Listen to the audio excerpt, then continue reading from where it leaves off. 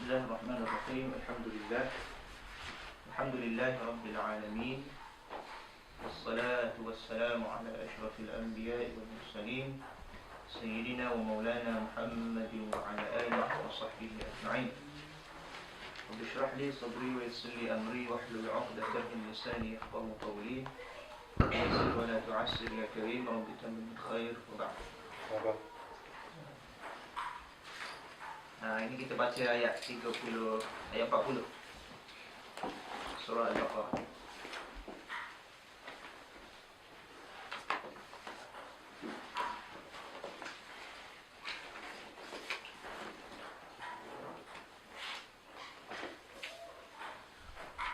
Bismillahirrahmanirrahim. Ya bani Israil adhkuru ni'mati allati أنعمت عليكم وأوفوا بعهدي أوف بعهدكم وإياي فارهبون وآمنوا بما أنزلت مصدقا لما معكم ولا تكونوا أول كافر به ولا تشتروا بآياتي ثمنا قليلا وإياي فاتقون ولا تلبسوا الحق بالباطل وتكتموا الحق وأنتم تعلمون وأقيموا الصلاة وآتوا الزكاة واركعوا مع الراكعين. صدق الله العظيم. Hari ini kita baca ayat 40 dengan 41. Alhamdulillah, pertama sekali kita bersyukur kepada Allah Ta'ala kerana masih lagi dipanjangkan umur dan panjang umur dalam keadaan kita sihat. Nabi SAW sebut manusia ni dia lalai ataupun dia tertipu dengan dua nikmat. Nikmatani maghbun fihi kathirun minan nas, as-sihhatu wal faragh. Dua nikmat yang manusia selalu tertipu ataupun lalai, iaitu as-sihhah, kesihatan. Yang kedua al-faragh, masa kosong. Masa kosong. Jadi biasanya masa kita sihat, banyak kita tak buatlah benda-benda yang kita nak buat. Masa kita sakit barulah kita rasa benda tu tak buat lagi, benda ni tak buat lagi. Sama juga kalau masa kita ada banyak masa kosong, kita rasa banyak benda kita tak buat. Benda yang kita nak buat kita tak buat. Bila masa dia singkat ataupun masa dah suntuk, barulah kita rasa ni tak buat lagi, ni tak buat lagi kan. Jadi itu antara dua perkara yang Nabi sebut, kita sentiasa lalai ataupun kita sentiasa tertipu dengan dua nikmat tadi. Jadi insya-Allah nikmat kesihatan dan nikmat masa kosong ni kita penuh. Kita isi dengan perkara-perkara yang boleh mendatangkan manfaat kepada kita, sama ada untuk kehidupan kita di dunia ataupun kehidupan kita di akhirat insya-Allah. Hari ini muka surat 157. Ni kita dah masuk chapter baru ataupun kisah baru, iaitu kisah Bani Israil. Kisah Bani Israil. Daripada ayat 40 sampai ayat 150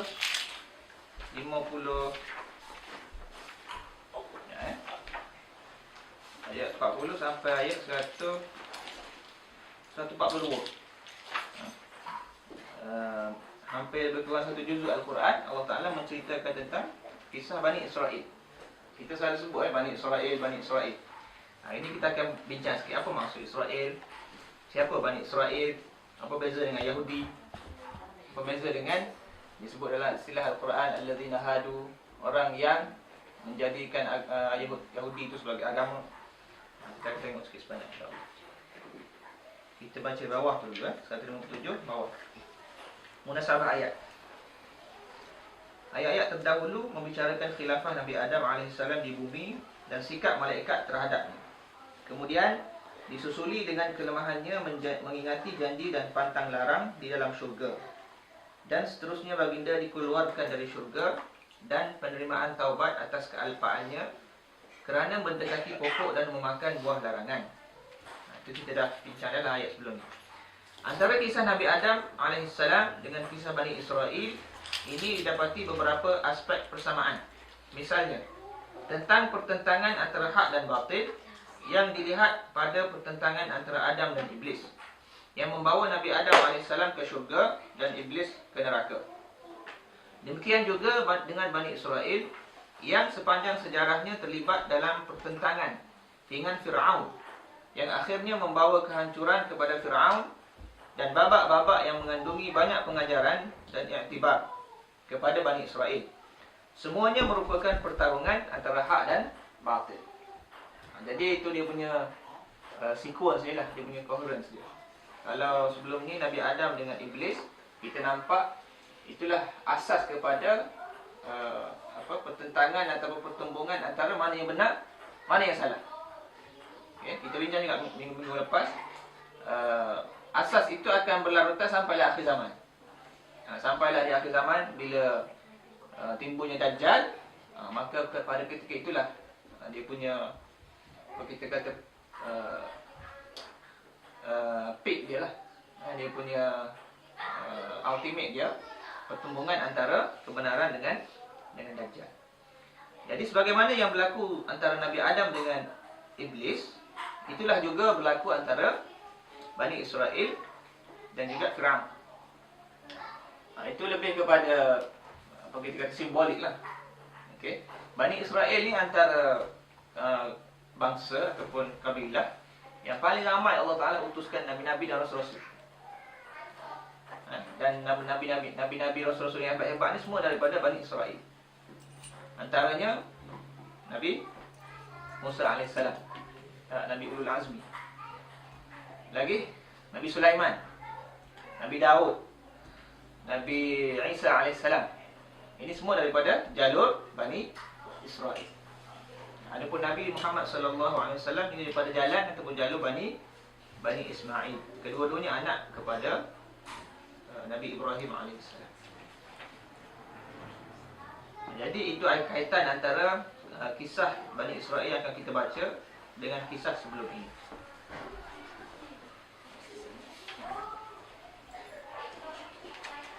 Okay, sebelum itu kita tengok ayat Ayat 40 ni Allah Ta'ala sebut Ya Bani Israel. Allah Ta'ala guna dengan bahasa wahai, bahasa seruan. Dalam bahasa Arab kita panggil nida ataupun munada. Ya ayuhan nas, ya ayyuhallazina amanu, ya Bani Israel, ya bunayya, dalam kisah Luqman, ya bunayya aqimus salah. Ya ni dalam bentuk seruan ataupun nida. Setengah ulama mengatakan ini kaedah yang kita sebut sebagai kaedah pujukan, persuasif. Dia punya hikmah dia lah kenapa Allah Ta'ala menggunakan kaedah pujukan, memujuk Bani Israel.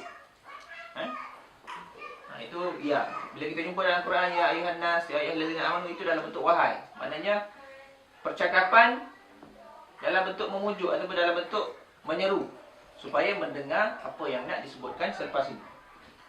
Okey. Dalam bahasa Melayu yang kita jarang gunalah.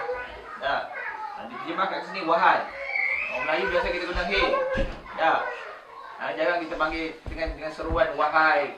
Dia lembut kan? Ya Bani Israel. Allah Ta'ala menggunakan istilah Bani Israel, anak cucu ataupun keturunan Israel. Sebelum kita pergi muka surat 158 tu, Israel ini maksud dia adalah nama kedua bagi Nabi Yaqub AS.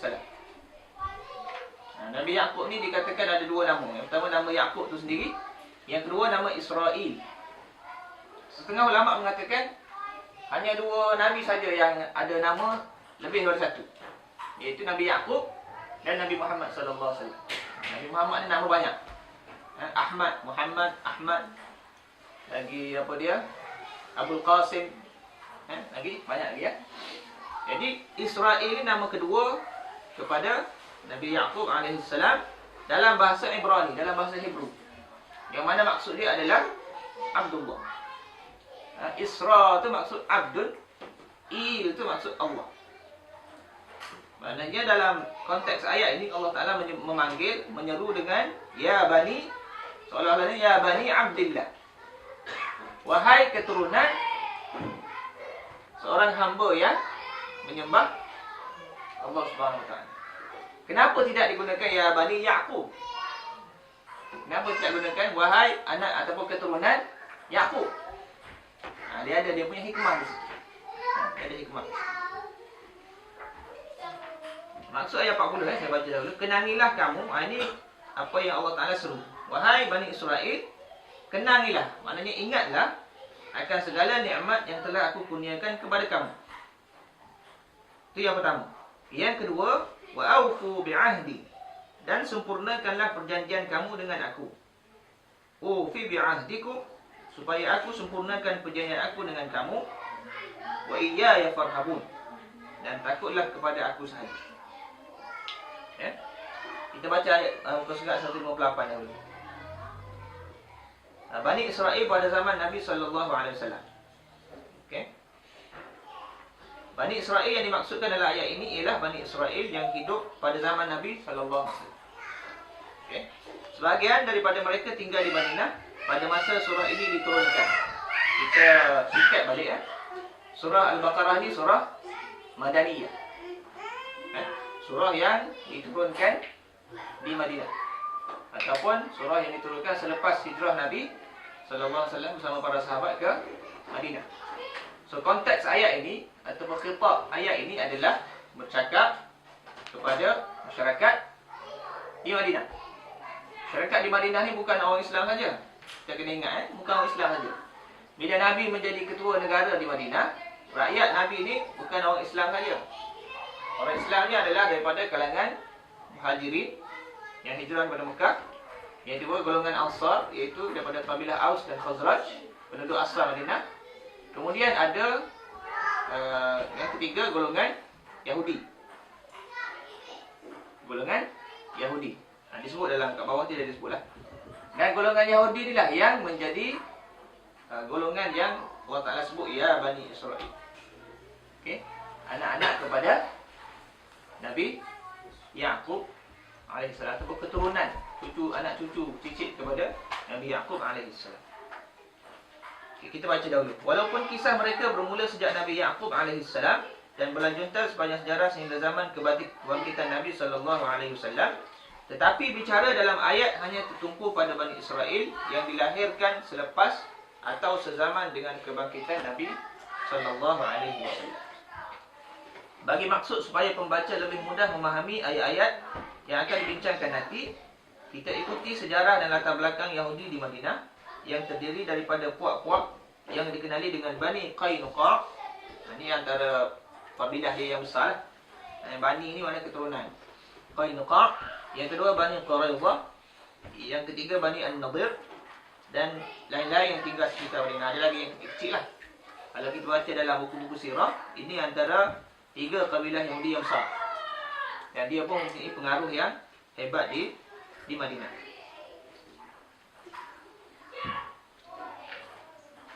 Jadi apa yang kita boleh faham, jangan selalunya kita silap faham lah.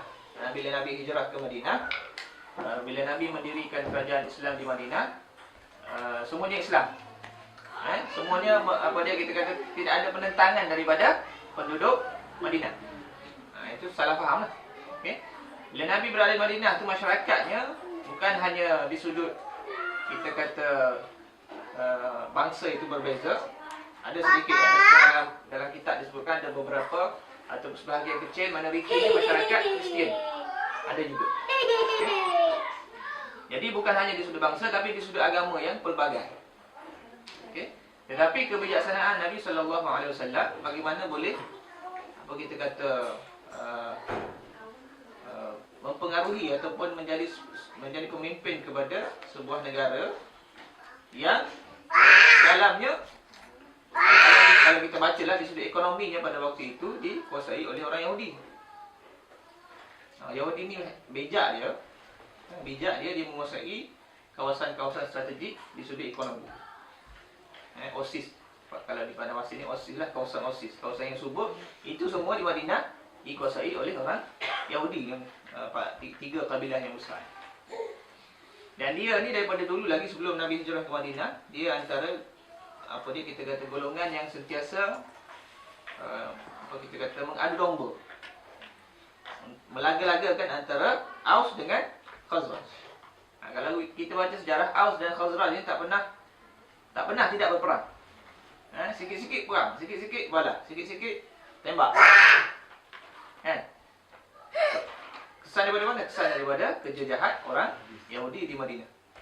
Sebab dia kata kalau golongan Arab, golongan penduduk asal Madinah, Aus, Khazraj ini berlawan sesama mereka, maka yang untungnya adalah mereka, golongan Yahudi. Tapi bila Nabi SAW hijrah ke Madinah, apa yang Nabi buat? Dua perkara yang asas yang Nabi buat. Yang pertama, Nabi mendirikan masjid, yang kita sebut sebagai vertical, hubungan manusia dengan Tuhan. Yang kedua, Nabi mempersaudarakan antara Muhajirin dengan Ansar. Itu hubungan horizontal, hablum minan nas, hubungan sesama manusia. Jadi asas ini, walaupun Nabi dah mempersaudarakan, tapi ada lagi hasil daripada apa kita kata konspirasi golongan Yahudi ini, ada lagi pembalahan antara golongan Aus dan Khazraj yang digelar golongan Ansar. Okay. Jadi kita boleh baca banyak buku-buku yang dah ditulis dalam bahasa Arab, diterjemah ke dalam bahasa Inggeris tentang The Madinah Society at the Time of the Prophet. Boleh cari buku itu, baca balik. Supaya kita mempunyai gambaran yang jelas bagaimana keadaan masyarakat di Madinah semasa Nabi SAW menjadi pemimpin pada waktu itu. Sebenarnya model negara Islam, model kerajaan Islam di situlah sebenarnya. Kan? Walaupun Yahudi menguasai ekonomi, tetapi Nabi boleh melaksanakan hukum Islam. Maknanya tidak ada isu. Bila kita mengatakan bila masyarakat itu masyarakat majmuk, kita tak boleh nak laksanakan hukum Islam. Kan? Kita sebagai orang Islam, kita kena yakin di sudut akidahnya bahawasanya hukum Allah itu hukum yang paling sesuai, yang paling sempurna pada bila masa, di mana sahaja. Itu berkaitan dengan usulul akidah. Sebab apa? Sebab hukum Islam ini, hukum Allah ini sabit dengan Quran, sabit dengan hadis. Kalau kita tolak, sebagai contoh, kita tolak hukum potong tangan bagi orang mencuri, kita kata tak sesuai, kita kata pada waktu ini sepatutnya hukum lain lebih sesuai, sebenarnya ia telah memberi kesan kepada ada masalah di sudut akidah. Kan? Kita boleh jatuh kufur dengan lidah kita kalau kita mempermainkan hukum Allah. Masalah pelaksanaan, masalah persediaan, fasiliti nak sedia itu cerita lain. Di sudut akidah pegangan kita ni, kita kena pegang hukum Allah adalah hukum yang paling sesuai. Tapi kalau kita tak yakin lagi, kita masih yakin dengan hukum dunia, undang-undang perlembagaan yang dicipta oleh orang barat, dicipta oleh manusia, kita lebih yakin hukum undang-undang manusia, maka kita ada masalah di sudut akidah. Itu kena jelas. Kadang-kadang orang tak jelas kat situ. Kan? Kita orang Islam ni kita kena yakin. Kalau orang Islam ni tak yakin, macam mana hukum Islam nak ditegakkan? Sekarang ni orang mempertikaikan macam mana kita nak laksanakan hukum, bagi contoh hukum potong tangan. Kan? Dalam keadaan orang tak faham. Masyarakat Islam tak faham. Kita nak tunggu bila masyarakat Islam faham? Kan? Hukum hukum mencuri dalam konteks undang-undang sivil, mahkamah sivil. Ada orang Islam faham? Tak, kalau tanya Amin, tahu tak apa hukum mencuri bagi dalam konteks mahkamah sivil? Tak tahu pun. Kan? Jadi kadang-kadang itu alasan orang yang sebenarnya tidak mahu kepada hukum Allah Subhanahu. Itu kita kena jelas kat situ lah. Masalah orang mempertikaikan di sudut pelaksanaan, tak bersedia lagi dan sebagainya, itu isu kedua lah. Okay? Asasnya kita sebagai orang Islam, kita kena yakin bahawasanya hukum Allah adalah hukum yang paling sesuai di mana sahaja, di mana dan juga pada bila-bila masa. Jangan ada dalam hati kita lebih meyakini hukum ataupun perlembagaan undang-undang manusia berbanding undang-undang Allah Subhanahu wa taala. Bawah tu, masyarakat Madinah terdiri daripada Arab dan Yahudi. Kaum Arab pada asalnya merupakan kabilah yang berasal dari Yaman, yang berhijrah ke Madinah. Yaman ni bawah, bawah hujung bawah south, sebelah selatan. Kalau Mekah tu kita tengok betul bawah, Yaman. Kaum Arab pada asalnya merupakan kabilah yang berasal dari Yaman, yang berhijrah ke Madinah selepas banjir besar melanda negeri mereka. Ini boleh baca balik sejarah. Pecahnya umpangan dia tu. Kaum Arab ini kemudiannya terbahagi kepada dua puak. Meskipun asalnya mereka merupakan dua beradik, iaitu Aus dan Khazraj, anak-anak kepada Amr bin Harithah.